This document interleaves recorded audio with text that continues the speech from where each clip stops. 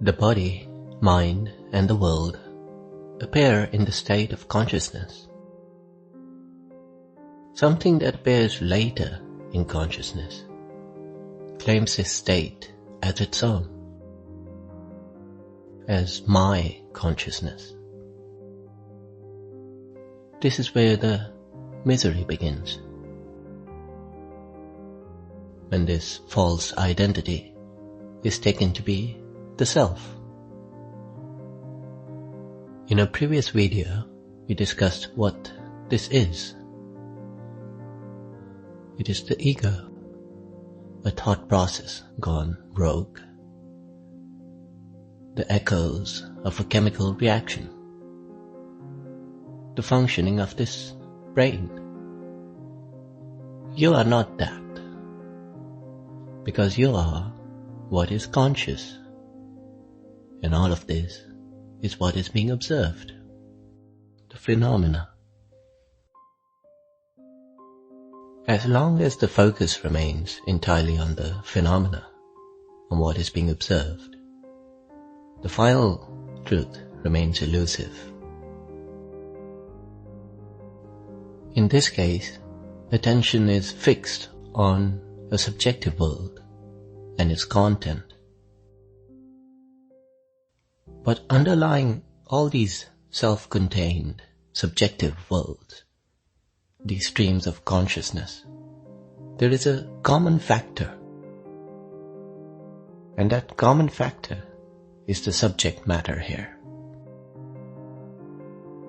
The truth being sought by all who seek reality and the true self. From the empirical, scientific perspective, that common factor is theorized as a physical universe, a universe ruled by natural laws that apply to all in it. And these laws can be verified in each subjective world and support the hypothesis that there is a greater context in which all these bodies, minds, and worlds are appearing. This model caters for all quantifiable and observable phenomena. But there remains another obvious common factor among all these subjective worlds, and that is the universal law that allows for experience. Consciousness is not just a state, it is also the name for this common factor, which can be quite confusing. So we scrounge for words, and at this point, it's best to just pick one that resonates with you. Awareness, sentience, being. No body or mind or world can be known without this factor. But since experience is entirely qualitative, the factor that allows for experience, that makes it possible, cannot be quantified either. If we have no way of representing joy except by feeling joy, how can we represent what makes the joy possible? We can't do it with numbers or equations. The laboratories and the particle accelerators can't help us here. The common factor underlying all streams of consciousness is only known through the fact of knowing and feeling and sensing. In a way, this is similar to how the other forces of nature are known, like how gravity is known by the quality of mass, the feeling of weight, and how electromagnetism is known through the presence of light, the qualities of light and electric charge. In this way, experience is the natural process being observed here, and the common factor consciousness or sentience is the force of nature.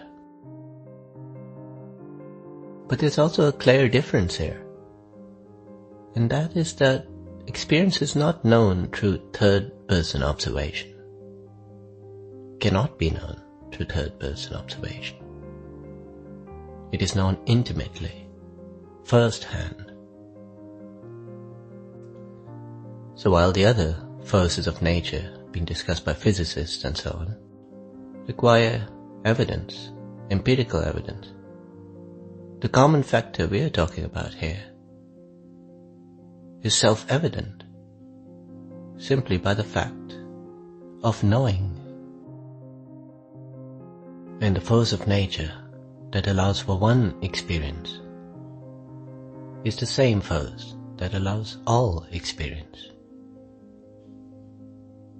If this is seen clearly, it is quite obvious that consciousness or sentience is not something contained in a body or possessed by a brain, in the same way that the field of electromagnetism is not contained within a circuit.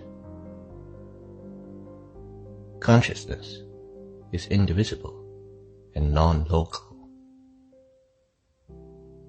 How can any boundaries be drawn without reference to a local experience, a particular circuit, a body, a brain, and a local field, the mind and the world? But the subject matter here is the common factor underlying all streams of consciousness. This universal, common factor is what the sages are talking about, whereas the seekers are still grappling with their local stream of consciousness, a particular subjective world, the local circuit. From the sage's perspective, nothing in the subjective world or in the physical universe can be said to possess consciousness or sentience. Consciousness is universal in the scientific, impersonal sense. No individual entity can honestly claim to possess consciousness. But this isn't quite right either, because it is referring to consciousness in the third person. But in fact, consciousness is only known through the act of being conscious, in the act of knowing and sensing and feeling, by being the consciousness, the sentience. The common factor here is not being known indirectly. It is known directly. In every life, in every mind or subjective world, this common factor is known as I. Not I the word, not I in the sense of a particular feeling, a sensation, or a person. Not any of those combinations of subjective things, but simply I, the sentience, the awareness, the undeniable presence. This is where the impersonal becomes intimate. This universal law of nature, consciousness, is what you are. How absurd, and yet quite obviously true. The only obstacle here is mixing up what is universal with what is local, with identifying with it, attaching to it. None of these streams of experience will ever be enough. Look at the totality of it. The truth of what you are. That is where you'll find peace. This is all yours. It is all you.